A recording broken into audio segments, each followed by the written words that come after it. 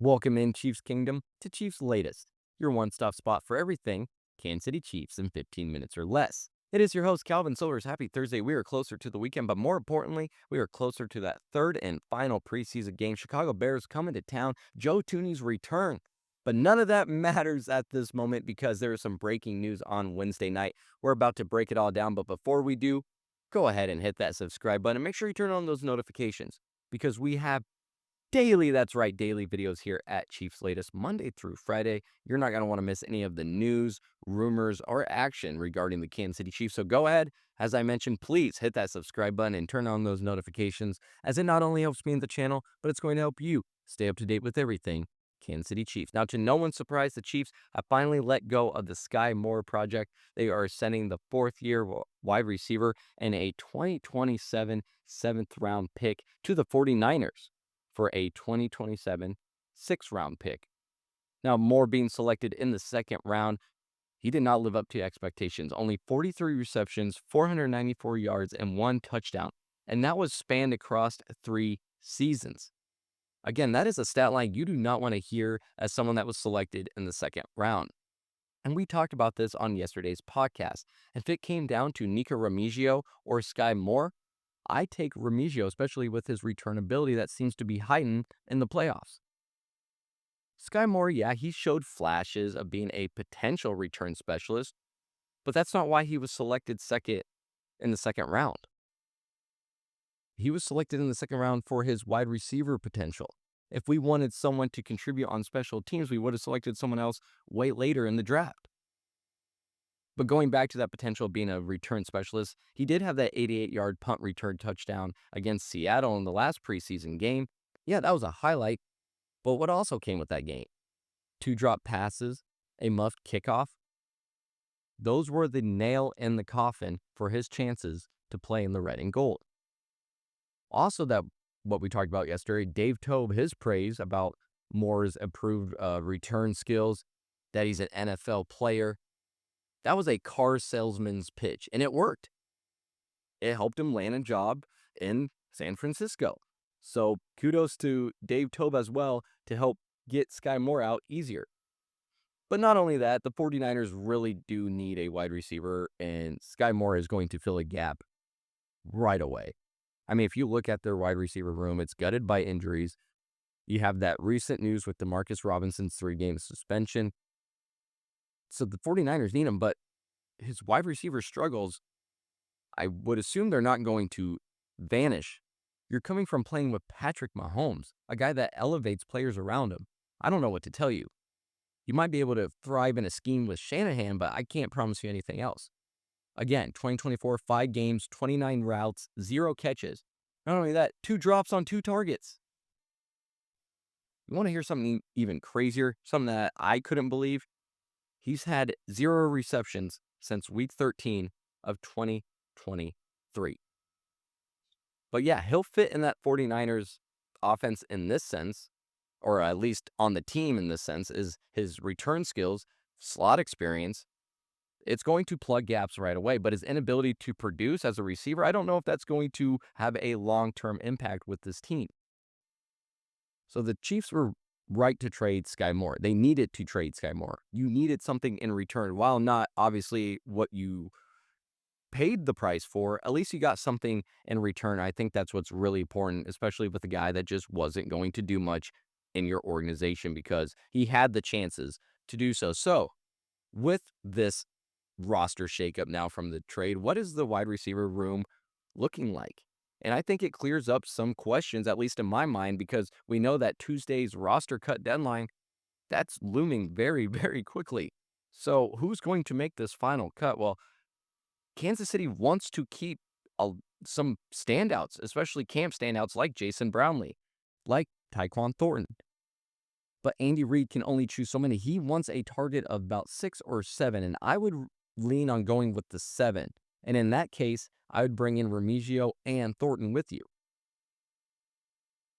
Earning that 7th spot for Remigio is important. His 30.1-yard playoff return average is crucial. His returnability is crucial. His reliability in special teams is crucial. Just the way he anchors that special teams with Dave Toub, something that Moore could never do. And we have the core five: Rashee Rice, Hollywood Brown, Xavier Worthy, Juju Smith-Schuster, and Jalen Royals. So your five there are set. And like I said, you need two more. But I would also lean seven because you have Hollywood Brown's lingering ankle injury, Rice's looming suspension. I think seven receivers is a smart hedge. It's an insurance. It's going to give Patrick Mahomes some options. But going back to Thornton, his efficiency, especially, he can be a gadget player. His efficiency on end arounds in New England, his ability to stretch the field with his speed, it makes him a great gadget player. While the other five, again, are just no-brainer locks. So the Moore trade clears the Chiefs' wide receiver picture just a little bit, at least in my eyes. Jason Brownlee is a great player, but I just don't know if he's good enough to be the seven. But I think the Chiefs do need to go seven, just for some insurance, especially with how this receiver room has dealt with injuries and suspensions in the past. So just something to be on the lookout for. But I do think that this trade does at least clear up the room a little bit.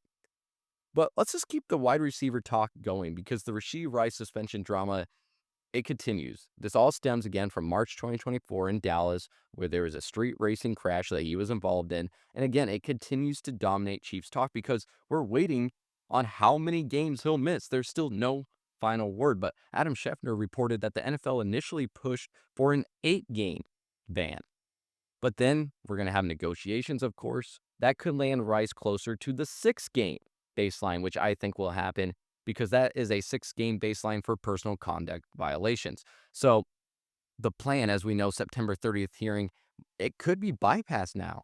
If a deal is struck before the season starts on September 5th, then that could let Rice serve his suspension early, which I think is better than, having him for so many games, 4 games, and then just having him taken away and have that chemistry and that mesh and that reliability just gone, and then to plug him right back in towards the end of the season. And he's important. 24 catches for 288 yards and 2 touchdowns. He was leading the league in touchdowns and receptions at that point in just 3 games. And then he got hurt. We know how that story goes, but this just proves he's Mahomes' go-to. His absence is going to be a big blow to this offense. So I see the NFLPA countering the league's 8-game proposal with 4 probably. I think they could try to get 4, but I think 6 games feels like the likely compromise here because, again, it aligns with the personal conduct violation. An early suspension would help the Chiefs, I think, better than letting them have to take Rice away in the middle of the season, or at least 4 games in. Lean on Worthy, lean on Brown, lean on Thornton to fill the void right away. Get him going right away. So Rice's suspension, like I said, likely sitting at 6 games. It's going to hurt the Chiefs' passing game, no doubt. But an early resolution before September 5th could let Reid adjust with his new wide receiver core. They could really decide who they need to keep. And I just think it'd be a better situation overall. But Rashee Rice isn't the only drama that's been happening here with the Chiefs. This whole stadium and moving state lines, it's been a headache as well. And I'm just going to bring up my opinion again because I saw it down in the news lines. And I just know that this continues to grip Chiefs Kingdom. And I know that there's people that are on the side of Kansas and there are people on the side of Missouri. I think we need to stay on the side of Missouri and just renovate Arrowhead. I think it's going to preserve its legacy. And I think you can even add a roof, just erect a roof over Arrowhead right now, make it Super Bowl ready. Though, I get having the whole weather option, having it be a weapon for you and a factor, especially when you have warm weather teams like the Raiders and the Chargers in your own division. And we know Miami's playoff struggles when it involves cold weather. So if you get them in a playoff game at Arrowhead, I would almost say that's a near guaranteed win whenever they match up. Of course, that's not something that's going to happen every year, but hey, I'd take a free win every once in a while in the cold against Miami. And the Hunt family prioritizes fan experience. Arrowhead's massive parking lot, their tailgating culture. I mean, we know fans camp out 24 hours days before. It's going to be hard to replicate and to replace that even in a Kansas stadium.